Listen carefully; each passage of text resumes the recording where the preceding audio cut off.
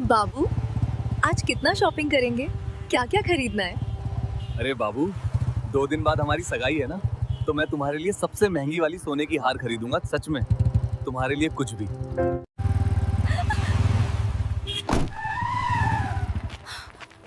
साले तू कैसे चला रहा था बाइक? दिमाग है या नहीं? और ये छोकरी कौन है? तुम मुझे नहीं जानता मैं कौन हूँ। आज मैं तुमको बताता हूँ।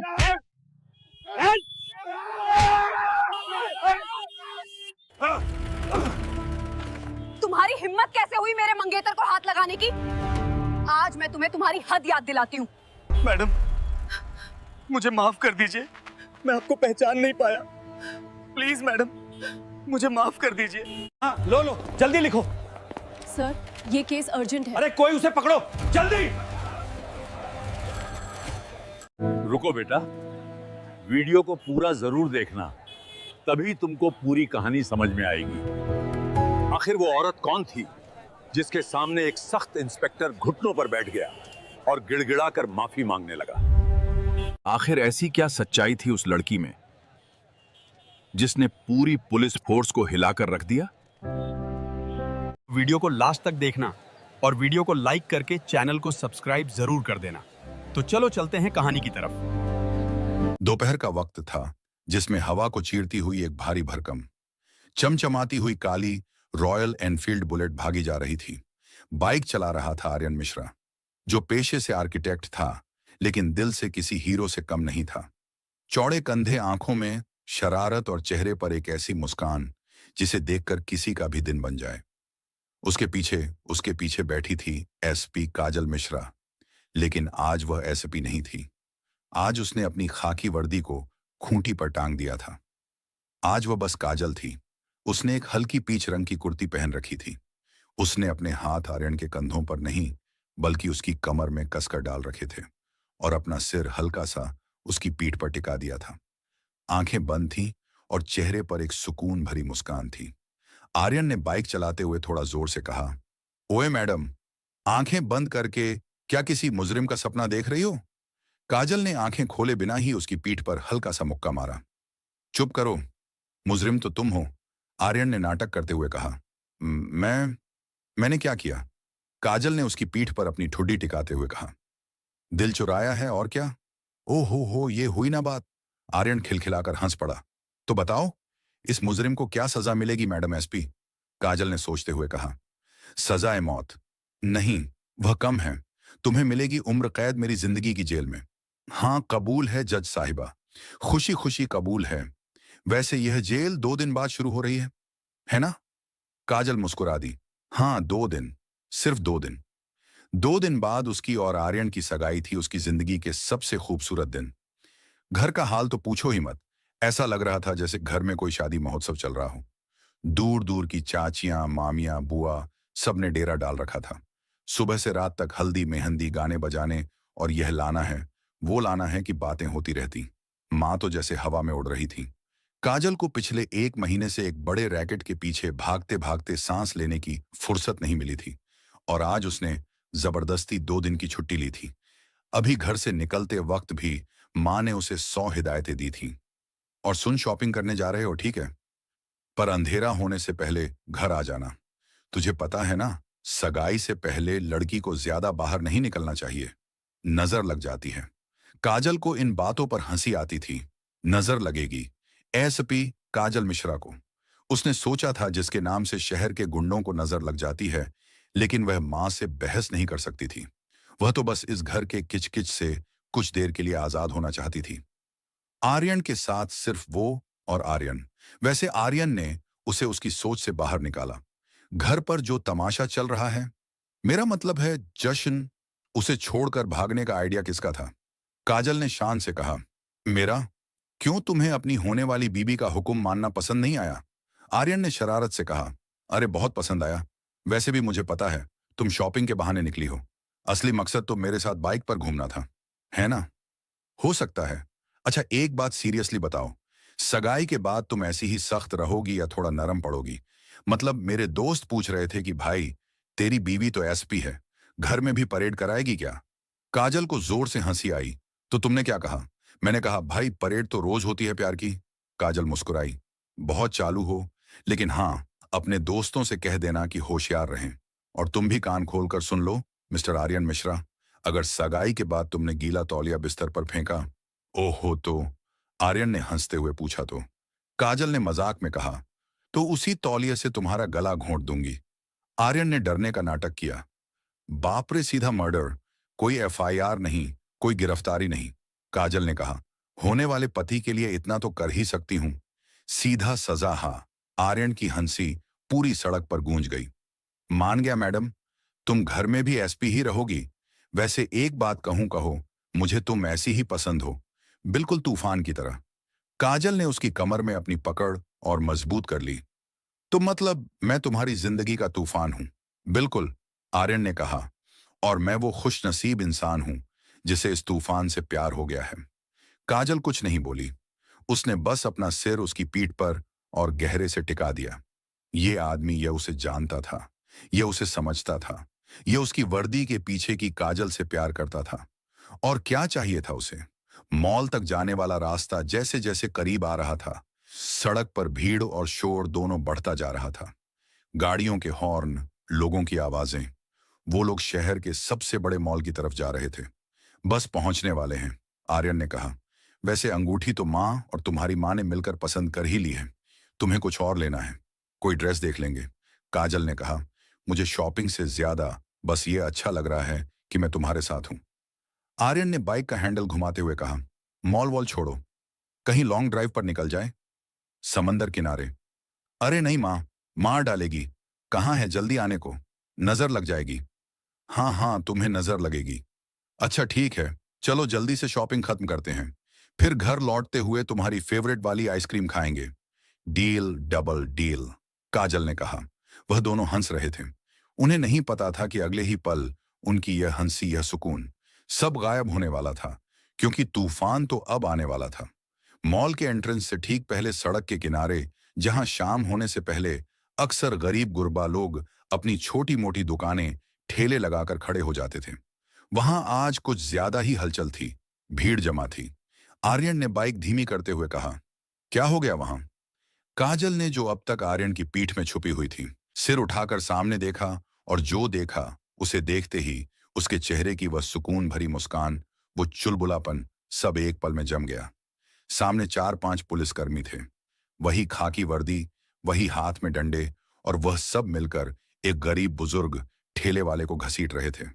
वह बेचारा 60 से 65 साल की उम्र रही होगी, फटे पुराने मैले से कपड़े, कमजोर सा शरीर, जो शायद 2 वक्त की रोटी के लिए दिन भर ठेला खींच खींच कर और घिस गया था।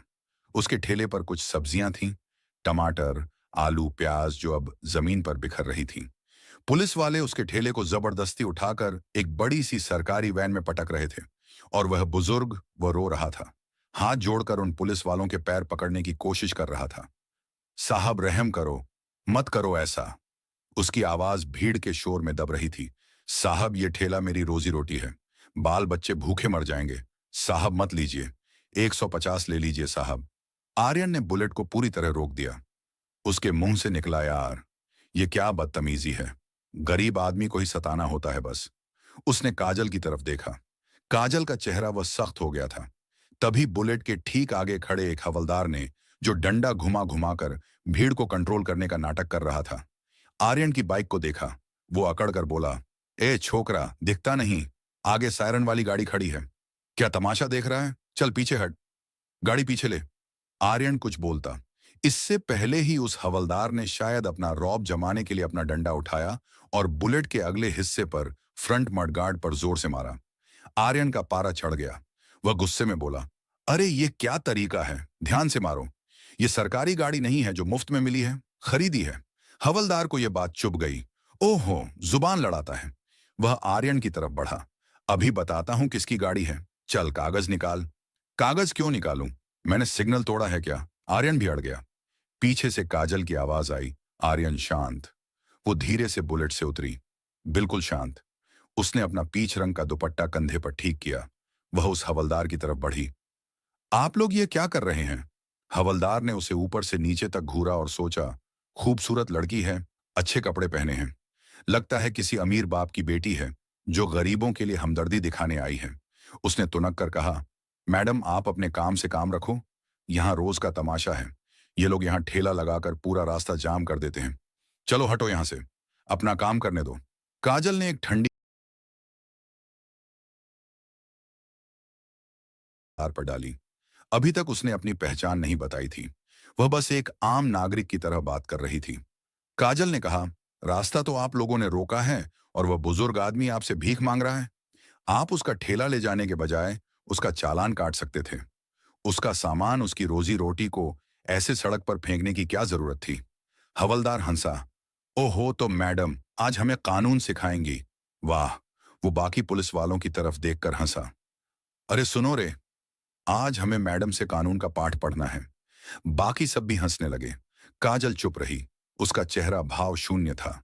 देखो मैडम, हवलदार अब थोड़ा गुस्से में बोला, ज्यादा लेक्चर मत दो, निकलो यहां से, वरना सरकारी काम में बाधा डालने के जुर्म में तुम पर भी केस लगा दूंगा। उसने बिना मुड़े कहा, आर्यन तुम बाइक साइड में लगाओ। आर्यन अभी बाइक सीधी कर ही रहा था कि तभी वैन में से जो अब तक यह तमाशा देख रहा था वो बाहर आया। इंस्पेक्टर सिंह, 40 से 45 साल की उम्र। उसने आते ही अपनी भारी कर्कश आवाज में कहा, क्या हो गया रामपाल, किससे बहस हो रही है? हवलदार ने चापलूसी से कहा, एक छोकरी से साहब, ये मैडम है, पता नहीं कौन है, हमें हमारा काम सिखा रही है, कह रही हैं कि हम गलत कर रहे हैं। इंस्पेक्टर सिंह ने काजल को देखा, ज्यादा ही सुंदर है और जुबान भी तेज है। फिर उसकी नजर आर्यन पर पड़ी जो अभी बुलेट पर बैठा था और यह सब गुस्से से देख रहा था। इंस्पेक्टर को लगा यह कोई अमीर बॉयफ्रेंड गर्लफ्रेंड है जो शाम को घूमने निकले हैं और हीरो बनने की कोशिश कर रहे हैं। इंस्पेक्टर सिंह ने आर्यन की तरफ देखकर कहा, क्या तमाशा लगा रखा है, दिखता नहीं यहां काम चल रहा है? चल निकल यहां से, भगा अपनी यह फटफटी। आर्यन को गुस्सा तो बहुत आ रहा था, लेकिन काजल के वहां होने से वह चुप था। वो बस बाइक को स्टार्ट करके वहां से हटना चाहता था। वह जानता था कि अगर काजल ने अभी अपना कार्ड दिखा दिया तो इन सब की नौकरी खतरे में पड़ जाएगी। वह शायद यही नहीं चाहती थी। वह बस बाइक स्टार्ट करने ही वाला था। तभी इंस्पेक्टर सिंह ने शायद अपना रौब जमाने के लिए या शायद दिन भर की फ्रस्ट्रेशन निकालने के लिए वो किया जो उसकी जिंदगी की सबसे बड़ी गलती बनने वाली थी। वो आगे बढ़ा और बिना कुछ सोचे बिना एक पल रुके आर्यन की चमचमाती प्यारी बुलेट पर जोर की लात मारी। लात बाइक के फ्यूल टैंक पर लगी थी। लात इतनी जोरदार थी कि आर्यन अपना बैलेंस खो बैठा। बाइक समेत वह सड़क पर गिर पड़ा। उसे घुटने और कोहनी पर जोर की चोट आई। सब कुछ एक पल में हो गया। काजल की आंखें फटी रह गईं। वह जम गई थी। आर्यन, वो चीखी। वो एसपी नहीं थी उस पल। वो एक लड़की थी जिसका मंगेतर, जिसका प्यार उसकी आंखों के सामने सड़क पर गिरा पड़ा था। आर्यन को घुटने पर लगी चोट से ज्यादा दिल पर चोट लगी थी। ये बेइज्जती थी, सरेआम। वो गुस्से में उठा। वो झटके से उठा और सीधा इंस्पेक्टर सिंह से भिड़ गया। अबे तू, वो चीखा, तेरी हिम्मत कैसे हुई बाइक को लात मारने की? पागल हो गया है क्या? दिमाग खराब है तेरा? इंस्पेक्टर सिंह, जो शायद अपनी इस हरकत से खुद थोड़ा चौंक गया था, अब अपनी गलती मानने के बजाय और ज्यादा अकड़ गया। उसे लगा कि एक आम टपोरी लड़के ने उसकी वर्दी पर उस पर हाथ उठाने की कोशिश की है। वो गर्जा, साले मुझसे जुबान लड़ाता है, मुझे सिखाता है दिमाग खराब है। और इससे पहले कि आर्यन कुछ और कह पाता या काजल उन तक पहुंच पाती, इंस्पेक्टर सिंह ने आप देखा ना, ताव अपना भारी हाथ उठाया और आर्यन के गाल पर एक जोरदार कसकर थप्पड़ जड़ दिया। आवाज इतनी तेज थी कि सड़क पर जो थोड़ी बहुत गाड़ियां बची थीं वह भी रुक गई। सारे लोग जो अब तक दूर दूर खड़े थे अब एक घेरा बनाकर खड़े हो गए थे। सब तमाशा देख रहे थे। आर्यन अपना गाल पकड़े खड़ा था। उसे यकीन नहीं हो रहा था। उसे एक पुलिस वाले ने बिना किसी वजह के बीच सड़क पर थप्पड़ मार दिया था। काजल की आंखों में गुस्सा नहीं, आग उतर आई थी। एक ठंडी आग, लेकिन वह अब भी चुप थी। वह मूर्ति की तरह खड़ी थी। उसकी ट्रेनिंग, उसकी सालों की ट्रेनिंग उसे रोक रही थी। वह देखना चाहती थी। वह देखना चाहती थी कि यह लोग इस खाकी वर्दी की आड़ में कितनी हद पार कर सकते हैं। वह देखना चाहती थी कि कानून के रखवाले खुद कानून की कितनी धज्जियां उड़ा सकते हैं। आर्यन ने गुस्से में अपना गाल सहलाया। तुम पुलिस वाले नहीं, गुंडे हो, गुंडे, वो चीखा। तुमने मुझे मारा, मैं तुम्हारी शिकायत करूंगा, मैं तुम्हें छोड़ूंगा नहीं। शिकायत? हाँ। इंस्पेक्टर जहरीली हंसी हंसा। तू मेरी शिकायत करेगा, साले पहले यहां से जिंदा निकल जा, वही बड़ी बात है। उसे मजा आ रहा था। भीड़ के सामने एक अमीरजादे को बेइज्जत करने में उसे शायद एक अलग तरह का सुकून मिल रहा था। ज्यादा जुबान मत चला, उसने आर्यन को जोर से धक्का दिया। धक्का लगने से आर्यन का बैलेंस फिर बिगड़ा। वह खुद को संभालने की कोशिश कर रहा था और इसी कोशिश में उसका हाथ गलती से खुद को बचाने के लिए उठा और इंस्पेक्टर के सीने पर उसकी वर्दी पर लग गया। बस फिर क्या था, इंस्पेक्टर को तो जैसे ब्रह्मास्त्र मिल गया हो। मार दिया, मार दिया। वह जोर जोर से चीखने लगा। इसने पुलिस वाले पर हाथ उठाया। ऑन ड्यूटी पकड़ो साले को। बाकी पुलिस वाले, जो अब तक सिर्फ मजाक उड़ा रहे थे, अपने साहब का इशारा पाते ही भूखे भेड़ियों की तरह झपट पड़े। 2-3 हवलदार आर्यन पर टूट पड़े। हमें सिखाएगा कानून? चल, पुलिस वाले पर हाथ उठाता है, तेरी इतनी हिम्मत। वो आर्यन को घसीटने लगे, मारते हुए घसीटते हुए उसे जीप की तरफ ले जाने लगे। छोड़ो मुझे, आर्यन चीख रहा था। मैंने कुछ नहीं किया, छोड़ो। भीड़ में से कोई कुछ नहीं बोला। सब डर के मारे या शायद तमाशे के मजे लेते हुए चुपचाप खड़े थे। बुजुर्ग ठेले वाला एक कोने में खड़ा कांप रहा था। उसे लग रहा था ये सब उसकी वजह से हो रहा था। काजल अब और नहीं रुकी। हद जिसे वह हद कहती थी वह पार हो चुकी थी। पानी सिर से गुजर चुका था।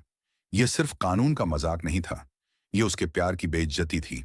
इंसाफ का तमाशा बन चुका था।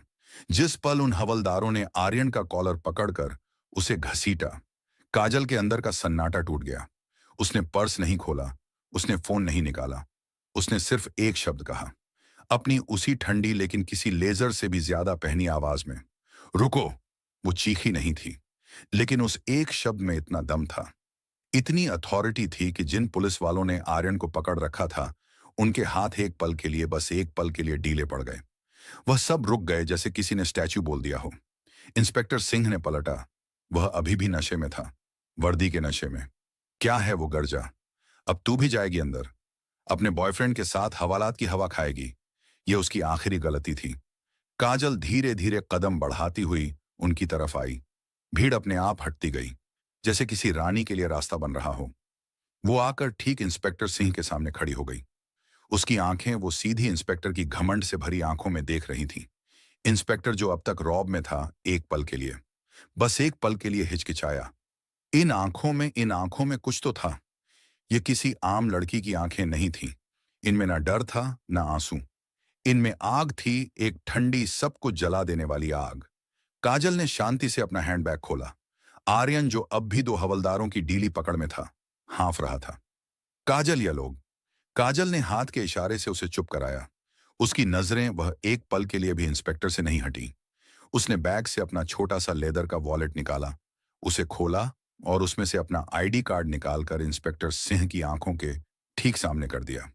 कार्ड पर अशोक स्तंभ, वो 3 शेर सूरज की आखिरी रोशनी में चमक रहे थे और नीचे साफ साफ मोटे अक्षरों में लिखा था, एसपी काजल मिश्रा, क्राइम ब्रांच।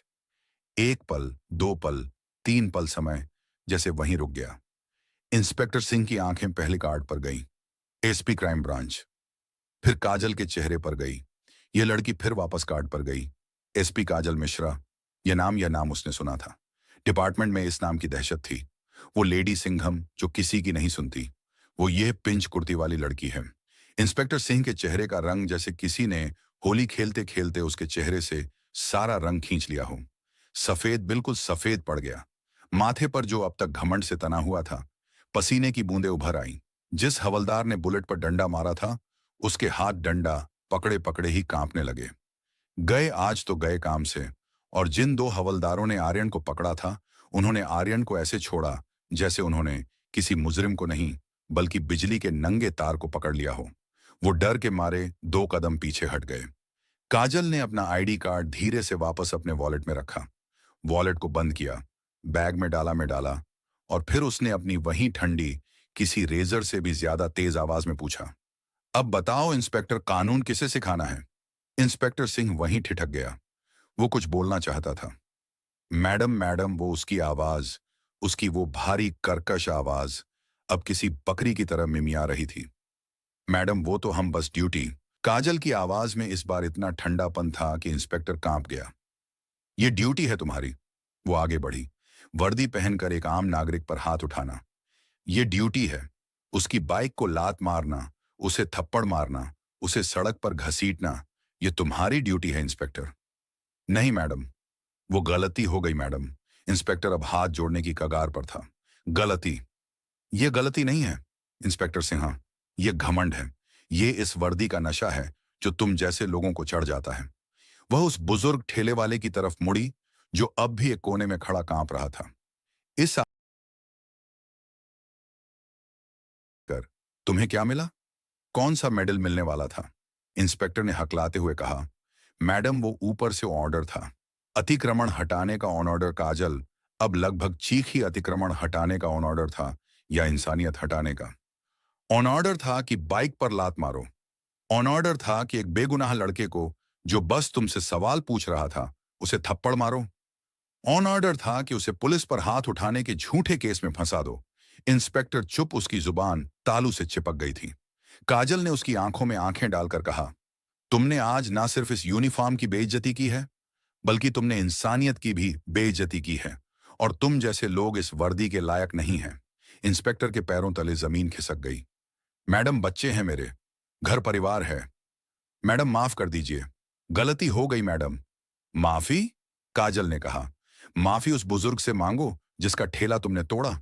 माफी इस लड़के से मांगो जिस पर तुमने हाथ उठाया, और माफी उस वर्दी से मांगो जिसे पहनने के तुम काबिल नहीं हो। लेकिन मैडम, बस काजल ने हाथ उठाया। उसने अपना फोन निकाला, नंबर डायल किया। कंट्रोल रूम एसपी काजल मिश्रा बोल रही हूं। उसकी आवाज में वह अधिकार था जो सड़कों पर नहीं, बड़े बड़े दफ्तरों में गूंजता है। फोन पर दूसरी तरफ से घबराई हुई, कांपती हुई आवाज आई, यस मैडम, सिटी मॉल चौराहा। अभी इसी वक्त यहां का इंचार्ज कौन है? इंस्पेक्टर सिंह। उसने इंस्पेक्टर का नेम टैग पढ़ा। इंस्पेक्टर हिम्मत सिंह, नोट डाउन करो। इंस्पेक्टर हिम्मत सिंह और यह हवलदार। उसने रामपाल की तरफ देखा। रामपाल और यह बाकी के दो, इन चारों को तत्काल प्रभाव से सस्पेंड किया जाता है। मैडम, इंस्पेक्टर वहीं जमीन पर बैठ गया। मेरी बात पूरी नहीं हुई है। कंट्रोल रूम काजल ने फोन पर कहा, इन चारों के खिलाफ पब्लिक में गुंडागर्दी करने, एक आम नागरिक पर हमला करने और वर्दी का गलत इस्तेमाल करने की विभागीय जांच भी अभी से शुरू करो। मैं खुद इसकी रिपोर्ट फाइल करूंगी। और हां, यहां एक सीनियर ऑफिसर को भेजो तुरंत, और एक एम्बुलेंस उस बुजुर्ग आदमी के लिए। उसने फोन काट दिया। बाकी पुलिस वाले वह तो जैसे पत्थर के बन गए थे। भीड़ भीड़ जो अब तक चुपचाप तमाशा देख रही थी। बुजुर्ग ठेले वाला जिसकी सब्जियां अब भी जमीन पर बिखरी पड़ी थीं, धीरे धीरे कांपते हुए काजल के पास आया। उसकी आंखों से आंसू बह रहे थे, लेकिन इस बार ये डर या दुख के नहीं थे, ये राहत के आंसू थे। उसने अपने कांपते हाथ जोड़े। बेटी, भगवान तुझे हमेशा खुश रखे। आज तूने मेरी इज्जत बचा ली, मेरी रोजी बचा ली। भगवान तुझे। काजल ने उसके हाथ पकड़ लिए। बाबा, माफी मत मांगिए। उसकी आवाज, वह सख्त आवाज अब नरम पड़ गई थी। ये मेरा फर्ज था, आप चिंता मत कीजिए। आपके ठेले का जो नुकसान हुआ है। नहीं बेटी नहीं, बुजुर्ग ने कहा, आज तूने जो दिया है वह इन पैसों से, इस ठेले से बहुत बड़ा है। भगवान तुझे सलामत रखे। काजल मुस्कुराई। आर्यन अपनी बाइक उठा रहा था। बाइक पर कई खरोंचे आ गई थी। वो काजल के पास आया, हल्की मुस्कान के साथ अपना गाल सहलाते हुए बोला, हम तो शॉपिंग करने जा रहे थे। काजल उसे देखकर हंस पड़ी। वो अपने आंसू रोक रही थी। उसने आर्यन के गाल को छुआ। लगी तो नहीं ज्यादा। आर्यन ने कहा, लगी तो है, पर अब अच्छा लग रहा है। वो हंसा। वैसे एक बात तो है, लगता है मेरी मंगेतर सिर्फ खूबसूरत नहीं बल्कि तूफान भी है। काजल ने उसके गले लग गई। सड़क के बीचों बीच इस सारे शोर तमाशे और अब आते हुए सायरन की आवाज के बीच उसे वहां दुनिया का सबसे बड़ा सुकून मिल रहा था। उसने धीरे से कहा, और तू वो सुकून है जो इस तूफान के बाद मिलता है। दोनों ने एक दूसरे की तरफ देखा। कुछ देर पहले जो मुस्कान गायब हो गई थी वह अब धीरे धीरे लौट आई थी। तो दोस्तों, आज के लिए इतनी ही। तो कैसी लगी आपको ये कहानी? तो दोस्तों, इस वीडियो से आपको क्या सीखने को मिला? अपनी राय कमेंट सेक्शन में जरूर दें। यार, तुम लोग चैनल को सब्सक्राइब ही नहीं करते हो। जाओ जाओ, चैनल को सब्सक्राइब करते हुए जाओ। और अगर वीडियो अच्छी लगी हो तो वीडियो को एक लाइक करके और हमारे चैनल को सब्सक्राइब जरूर कर देना। तो दोस्तों चलिए मिलते हैं एक नई कहानी के साथ। तब तक के लिए धन्यवाद।